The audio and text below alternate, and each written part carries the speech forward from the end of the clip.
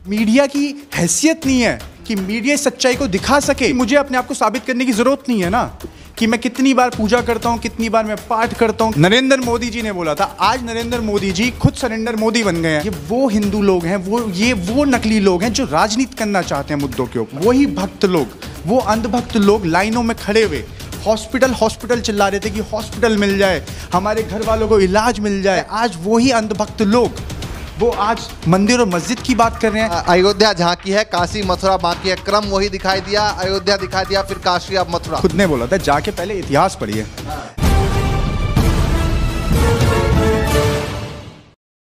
नमस्कार, मैं ज्योतिष चौहान। पिछले कुछ दिनों से लगातार देश भर में ज्ञानव्यापी मस्जिद को लेकर मुद्दा चल रहा है, लेकिन अब नया मुद्दा सामने आया है जिसने पूरे देश भर में सनसनी मचा दी है।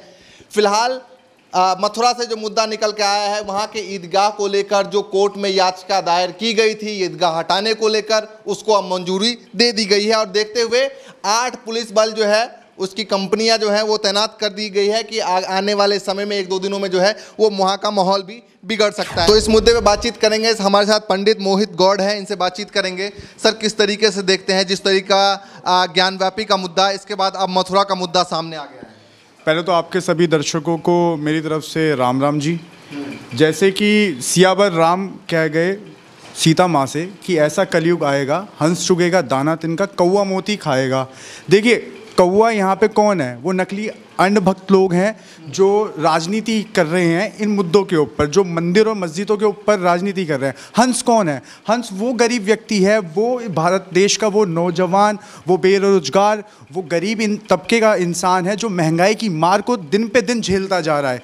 पर असल में सरकार कहाँ पे उलझी पड़ी है? सरकार उलझी पड़ी है मस्जिद और मंदिर पे। देखिए, मथुरा में आप एक काम करिए, आप चाहे मथुरा हो, काशी हो, चाहे वो आपका कुतुब मीनार हो, चाहे आप जहाँ पे भी आपको लगता है कि आपको जहाँ पे आप शिवालय निकाल लीजिए, वहाँ पे चाहे आपको लगता है वहाँ पे पुराना मंदिर था, ठीक है, आप एक काम करिए, वो सब कुछ जो है वो हिंदूवादी लोगों को दे दीजिए, ठीक है, वो नकली हिंदूवादी लोगों को दे दीजिए।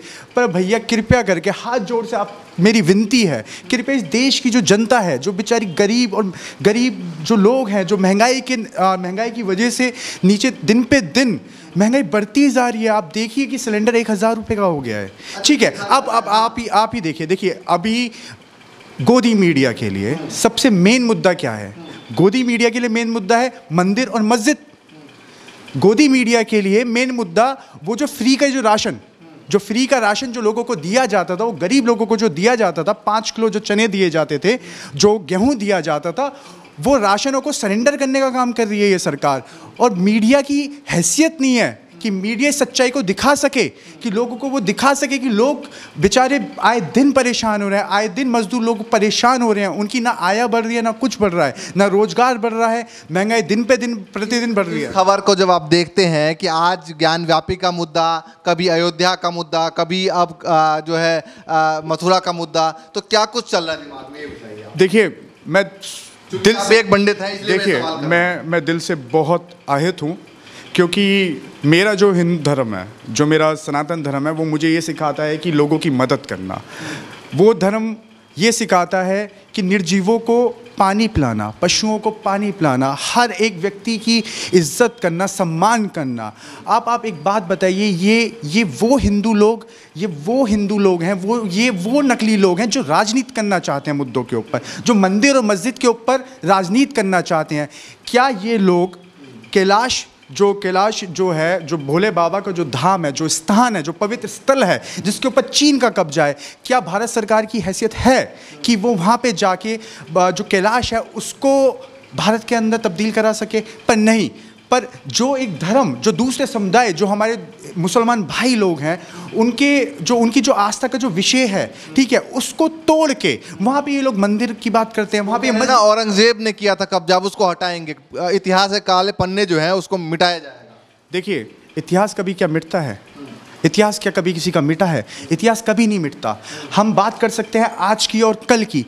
आज की बात है महंगाई, बेरोजगारी, और कल की बात होगी युवाओं की शिक्षा की, स्वास्थ्य की। आज से 1 साल पूर्व पहले वही अंधभक्त लोग लाइनों में खड़े हुए हॉस्पिटल हॉस्पिटल चिल्ला रहे थे कि हॉस्पिटल मिल जाए, हमारे घर वालों को इलाज मिल जाए, ऑक्सीजन मिल जाए। और आज जब कोरोना थोड़ा सा कम हुआ है, आज वही अंधभक्त लोग वो आज मंदिर और मस्जिद की बात कर रहे हैं। पहले तो उस टाइम पे बात करी जाती थी, शिक्षा पे बात करेंगे, स्वास्थ्य पे बात करेंगे। खुद प्रधानमंत्री इस पे बात करना चाह रहे थे। क्या प्रधानमंत्री के मुंह में दही जम गई है? क्या वो अब बैठ के क्या महंगाई पे बात नहीं कर सकते, गरीब इंसान पे बात नहीं कर सकते? जो दिन पे दिन ये देखिए, सरकार निकम्मी हो चुकी है। इनको देखिए, उन्होंने कहा था कि अयोध्या झांकी है, काशी मथुरा बाकी है। क्रम वही दिखाई दिया, अयोध्या दिखाई दिया, फिर काशी, अब मथुरा। देखिए भाई, मैं आपको एक बात बताना चाहता हूँ। सरकार नारे तो बहुत देती है। खुद प्रधानमंत्री मोदी जी ने खुद ने बोला था टेलीविज़न के अंदर कि हम लोगों को राशन फ्री में दे रहे हैं। आज वही राशन नरेंद्र मोदी जी ने बोला था। आज नरेंद्र मोदी जी खुद सरेंडर मोदी बन गए हैं। उन राशनों को सरेंडर करवाने का काम कर रहे हैं।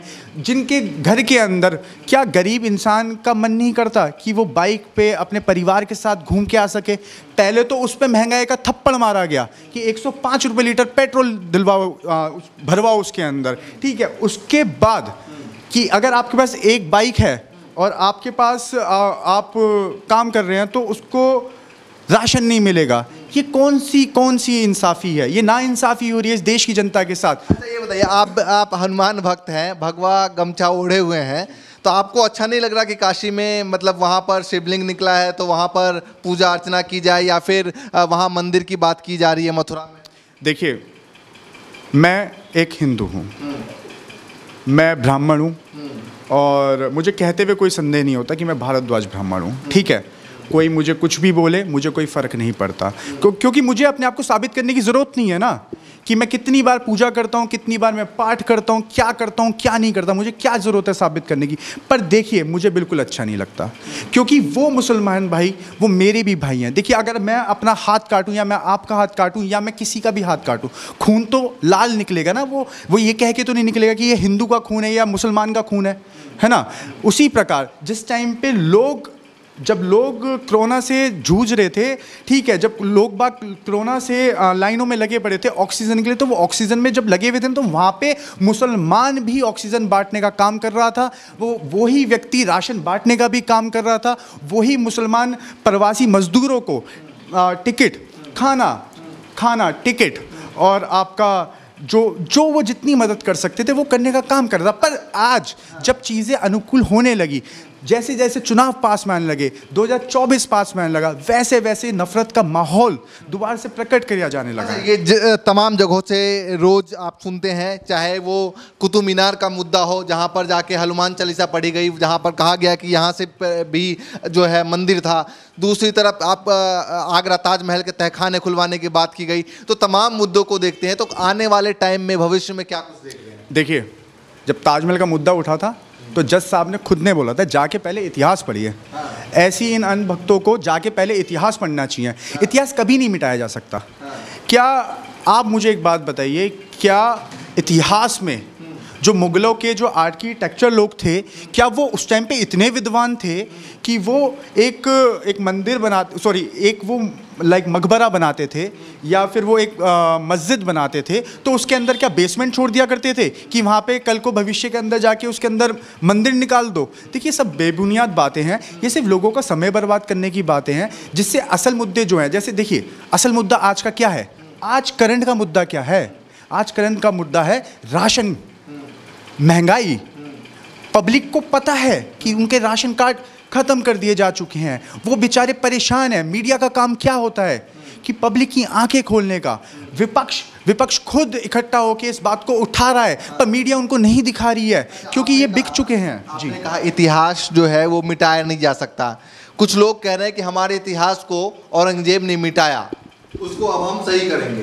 क्या देखिए, जिस टाइम पे औरंगजेब था, ना तो मैं पैदा था, ठीक है, ना ही कोई पैदा था।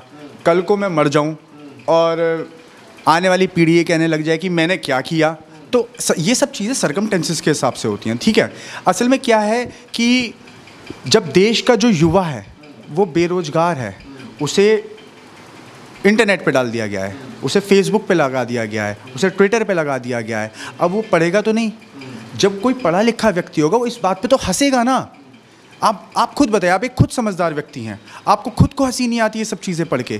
देखिए, मैं आज भी एक ही बात कहना चाहूँगा, इस देश के अंदर कितनी भी नफ़रतें फैला लो, ये जो सरकार है, ये मोदी सरकार जो है, ये वही अंग्रेज़ों वाली नीतियों पे चल रही है। ये वही अंग्रेज़ों की नीति है कि फूट डालो और राज करो। जैसे अंग्रेज़ों ने हिंदू मुसलमान करवाया, फिर भाई को, पहले तो भाई को भाई से लड़वाया, फिर जो हिंदू लोग जो हैं, जो आपका ब्राह्मण हो, राजपूत हो, आपके हमारे भाई लोग हो, शूद्र हो, जो भी हो, उनको आपस में लड़वा के, जिससे जनता तो उसके अंदर ही उलझी रह गई, जभी तो वो हम पे इतना राज करके चले गए। वो यही काम आज के समय में सरेंडर मोदी करवा रहे हैं कि पब्लिक के असल मुद्दे को दबा दो और आपका धर्म की जो अफीम है, धर्म की अफीम में उसको उलझा दो और अपना राज करते रहो। नहीं तो वो कह रहे हैं कि भाई हम हिंदुओं को जोड़ने की बात कर रहे हैं। कौन सा हिंदू जुड़ रहा है? आप मुझे बताइए। क्या हिंदू सो गया था उस टाइम पे जब एक दलित की बेटी का रेप हुआ था, बलात्कार हुआ था? क्या वो हिंदू नहीं थे? हाँ, मुख्यमंत्री जब कभी भी अपने घर पे जाते हैं तो बड़ा सा उनका ट्विटर आता है, ट्वीट आता है कि मैं दलित के घर पे बैठ के भोजन किया। क्या वो दलित हिंदू नहीं है? क्यों नहीं लिखा जाता कि वो हिंदू के घर पे खाना खा के आए हैं? क्यों लिखा जाता है दलित के घर पे खाना खा के आए? क्या वो हिंदू नहीं है? देखिए, सब और सब ये फूट डालो, राज करो, तुष्टीकरण की राजनीति करो, ठीक है। अल्पसंख्यक को दबाओ, अगर अल्पसंख्यक जब दब जाएगा तो फिर दलितों को दबाओ, और ये ऐसे कर करके अपना राजनीतिक रोटियां सेकने का काम। लोग कह रहे हैं कि जिनको गर्व नहीं हो रहा है कि वहां पर शिवलिंग निकला, वो हिंदू असल में है नहीं। आप एक बात बताइए, मैंने आपको इस इंटरव्यू के पहले में ही बोला था कि भगवान शिव का जो पवित्र स्थान है, जहाँ पे माता पार्वती भी बैठती थी, जहाँ पे भोलेनाथ भंडारी बैठते थे, और मेरे आराध्य गणेश भगवान बैठते थे, कार्तिकेय जी बैठते थे, वो कौन सा स्थान है? कैलाश पर्वत। वो कैलाश पर्वत जो है वो किसके अधीन में है? चाइना के अधीन है। अगर आपको बात करनी है, चीन की बात करो ना, आप चीन से भारत सरकार अपनी फोर्स भेजे, कैलाश पर्वत को रिहा करवाए और भक्तों के लिए दरवाजे खोले, जैसे केदारनाथ के द्वार खुलते हैं। वहाँ पे जाके हम देख के आएंगे कि कैसे हमारे शिव भगवान अपना जीवन व्यतीत करते थे उस कैलाश पर्वत के ऊपर, ठीक है। आपको बात करनी है चाइना दिन पे दिन कब्जा करता जा रहा है, हिंदुस्तान की बॉर्डर पे अपने बैरिंग गेट्स बनाता हुआ जा रहा है, तो आप उस पर बात करिए ना। आप बात करनी है आपको पुलवामा पे बात करिए ना। पर देखिए, आप बात नहीं करेंगे, आप असल मुद्दों पे बात बिल्कुल नहीं करेंगे। आप बात करेंगे तो किस पे करेंगे? क्या करेंगे? मुसलमान काफिर हैं? क्या आप वीर अब्दुल हमीद की शहादत को भूल गए क्या? क्या उन स्वतंत्रता सेनानी को भूल गए क्या? मेरठ से जो आवाज़ उठी थी स्वतंत्रता सेनानियों की, उसके अंदर 150 में से 90 लोग जो थे वो मुसलमान लोग हुआ करते थे, जिन्होंने देश की आज़ादी के अंदर अपनी आहुति डाली।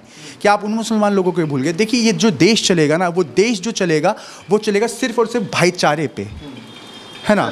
ये भाईचारे पे चलेगा, ये नफरतों के अंदर नहीं चलेगा। चलिए, हमारे साथ पंडित मोहित गौड़ मौजूद थे, उनसे बातचीत कर रहे थे तमाम मुद्दों को लेकर। जिस तरीके से ज्ञानवापी के बाद अब मथुरा का मुद्दा लगातार गरमाया जा रहा है, उस पर अब कह दिया है कि अब उसकी भी फोटोग्राफी जो है, जिस तरीके से ज्ञानवापी मस्जिद में किया गया उसी तरीके से मथुरा में भी किया जा सकता है। तो इसको लेकर माहौल पूरे देश भर में फिलहाल गर्म है। इस तरीके से बात लगातार करते रहेंगे। फिलहाल के लिए नमस्कार।